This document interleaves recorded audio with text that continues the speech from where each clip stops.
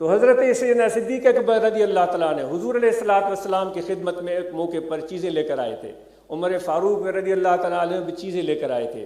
حضرت عمر رضی اللہ تعالیٰ نے جو بڑے صاحب رائے اور حضور علیہ الصلوۃ والسلام کے بہت پیارے اور بہت ہی عظیم خلیفہ راشد، وہ کہتے ہیں کہ میرے دل میں خواہش ہوئی کہ ہر دفعہ حضرت ابو بکر آگے ہوتے ہیں، اس مرتبہ میں ان سے بازی لے جاؤں.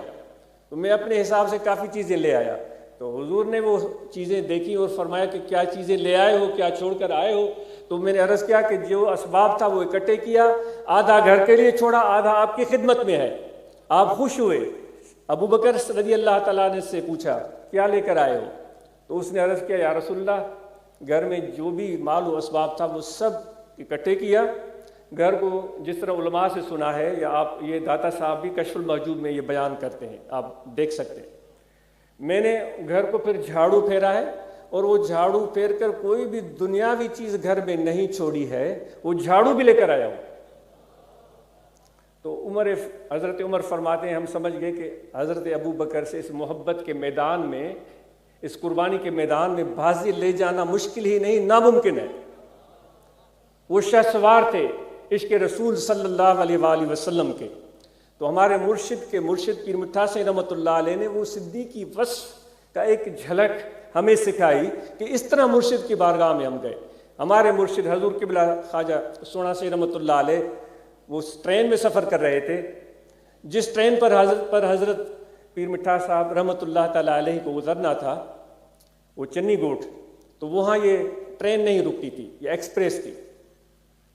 تو ان کی دل میں خیال آیا کہ اب میں کیا کروں کہ حضرت وہاں جائیں گے، کسی سواری کا بندوبست نہیں ہوگا. تو وہ واقعہ تو آپ خود پڑھ سکتے ہیں آپ کے سوانح حیات میں.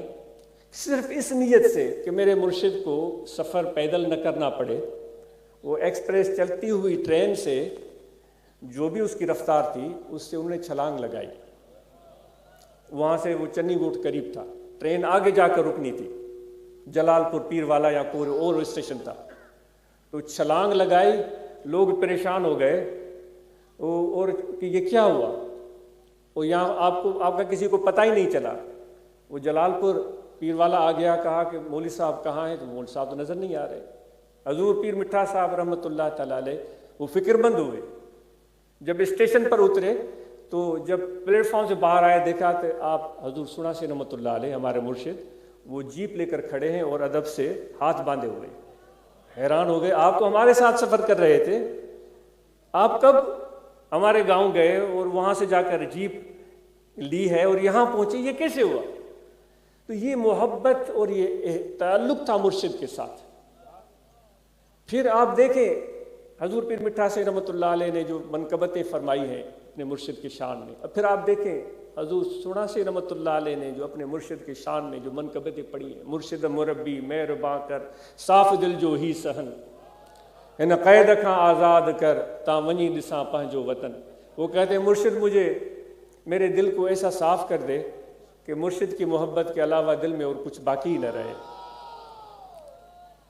تو یہ ایک روحانی سفر ہے، یہ ایک روح کی ضرورت ہے، یہ ایک قلب کی ضرورت ہے جس کو ہم پورا کرنا چاہتے ہیں. یہ ایک بنیادی سبق ہے. دو چیزوں کا ابھی تک ذکر ہوا ہے، ایک اللہ تعالیٰ کا ذکر قلبی، اور دوسرا مرشد کامل کی محبت. اور تین مثالیں عرض کی گئی ہیں. حضرت ابو بکر صدیق رضی اللہ تعالیٰ نے، حضور پیر مٹھا سائیں رحمۃ اللہ تعالیٰ علیہ، حضور پیر سونا سی رحمۃ اللہ تعالیٰ علیہ. تو اب ہم اور آپ اپنے آپ کو دیکھیں کہ ہم کہاں کھڑے ہیں، کتنی محبت اور کتنا تعلق مرشد کے ساتھ ہے اور کتنا ربط ہمارا مضبوط ہے. اس کے بغیر طریقت میں چلنا بہت ہی مشکل ہے، کیونکہ ہم ایک ایسے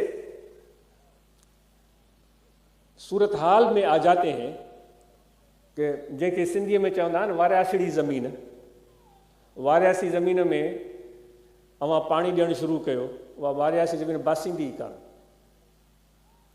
مٹو ہاریو کون باسیندی، واٹر کورس کھولے چھڈیو وہ باسیندی کون، پانی آئے کون. اساں مجا کیترا مانو محبت کے معاملے میں مرشد کامل سے محبت کے معاملے میں کتنے ہیں وہ انہوں کے پتو ہوندو، وہ چونداسیں اساں کے تو کچھ ملیو ہی کون. असांखे कुझु फैज़ कोन मिलियो, असांखे को मक़ाम कोन मिलियो, असांखे कुझु दर्जो कोन मिलियो। दोस्तो, हीउ सबक़ु छा थो ॾिनो वञे हिते कि दस्त बकार दिल बयार। वाइदो कहिड़ो कयो आहे? हथु कमकार ॾे रखो, दिलि मुर्शिद सां लॻायो।